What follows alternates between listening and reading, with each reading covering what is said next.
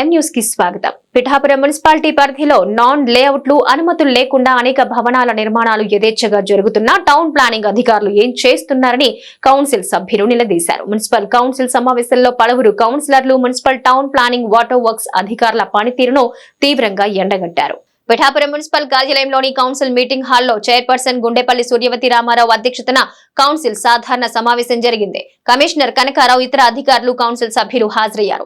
అజెండాలో కేవలం 2 అంశాలే ఉన్నప్పటికీ వాటికన్నా ముందు పట్టణంలోని టిడ్కో గృహాల సమస్యలపై, అనధికార లేఅవుట్లు అనుమతులు పొందకుండా చేపడుతున్న భవనాలు నిర్మాణాలపైన, పట్టణ శివారు ప్రాంతమైన ఐతా నగర్ లో మున్సిపల్ కుళాయిల్లోంచొచ్చే మురికినీరు సమస్యలపైన కౌన్సిలర్లు బోసు దేవ, పెద్దపాటి రాజేష్, అల్లవరపు నగేష్, పెద్దపాటి నాగేశ్వరరావు, సామరౌతు, లలిత, బోను దేవ, తలిశెట్టి వెంకటేశ్వరరావు అధికారులను నిలదీశారు.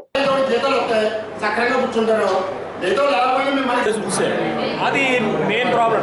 ఫస్ట్ అధికారులు వీళ్ళందరూ కూడా దాడి చేసి అది ఖాళీ చేయించినారు అని చెప్పి గౌరవ ఎమ్మెల్యే గారిని రోడ్డు బైఠాయించి వాళ్ళు ధర్నా అయితే చేశారండి.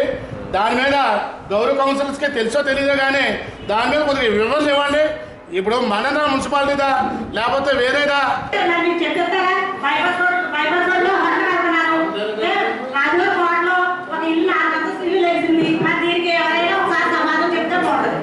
తీసుకోవట్లేదని అడుగుతున్నారు. అక్కడ నాకు తెలియదండి. నేను వచ్చాక మళ్ళీ మొదలెడతానంటే రెడ్ వచ్చాక మొదలెట్టాలంటే కుదరదండి.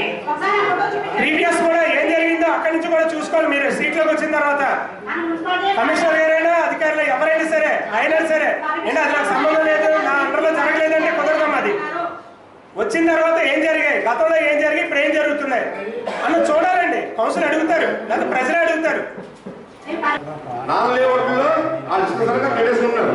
దానికి రోడ్లు కూడా మనం వేస్తాం. ₹1 కూడా గవర్నమెంట్ కి మన మున్సిపాలిటీకి రూపాయి చెల్లించలేదు. ఈవేళ లేఅవుట్లో మనం ఇవ్వాల్సిన పరిస్థితి ఏంటి? పర్మిషన్, రోడ్లు లేవు, డ్రైన్స్ లేవు, వాటర్ సప్లై లేదు, పార్క్ సైడ్ డెవలప్మెంట్ లేదు.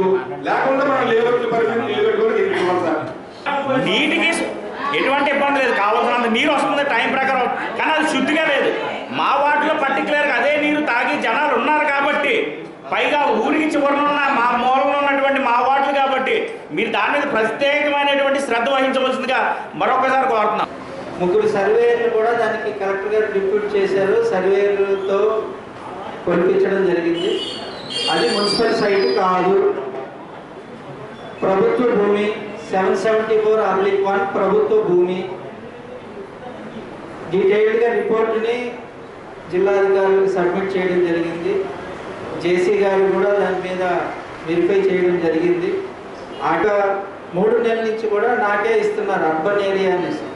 డీటెయిల్ రిపోర్ట్ సబ్మిట్ చేస్తున్నారు. రెవెన్యూ భూమి తహసీల్దార్ కూడా వాళ్ళ లాగిన్లో ఉంది కాబట్టి వాళ్ళు 3-4 రోజుల నుంచి వాళ్ళ తహసీల్దారు మన మున్సిపాలిటీకి వచ్చిన సర్వేలు వాళ్ళ సర్వేలు కలిపి కూడా జాయింట్ ఇన్స్పెక్ట్ చేశారు. అది రెవెన్యూ స్థలము 1.5 ఏకర్ పైచిలకు రెవెన్యూ స్థలము పూర్తిగా ఉంది.